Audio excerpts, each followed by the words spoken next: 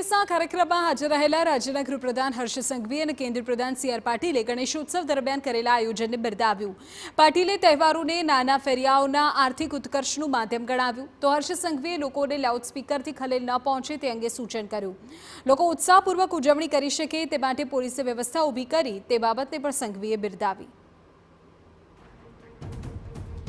ગણેશોત્સવની ઉજવણી અંગે હર્ષ સંઘવીનું આ નિવેદન સામે આવ્યું છે, જેમાં તેમણે ખાસ તો લોકોને લાઉડસ્પીકર બાબતે અપીલ કરી અને બીજી તરફ જે પ્રકારનું આયોજન થયું તેને પણ તેમણે બિરદાવ્યું હતું.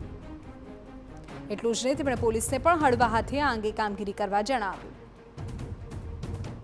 ગણપતિ બાપા આવે એટલે સુરતીઓ બધા લહેરમાં હોય, એટલે લહેરમાં રહે, બધા આનંદથી તહેવાર બનાવે. જરા અડધો એક કલાક આમ તેમ થાય તો સહયોગ કરજો. અને લોકોને બી વિનંતી છે કે ડીજે જરાક ધીરું વગાડજો, જેના કારણે આપણા જ સોસાયટીના લોકો 100 નંબર પર ફોન ના કરે.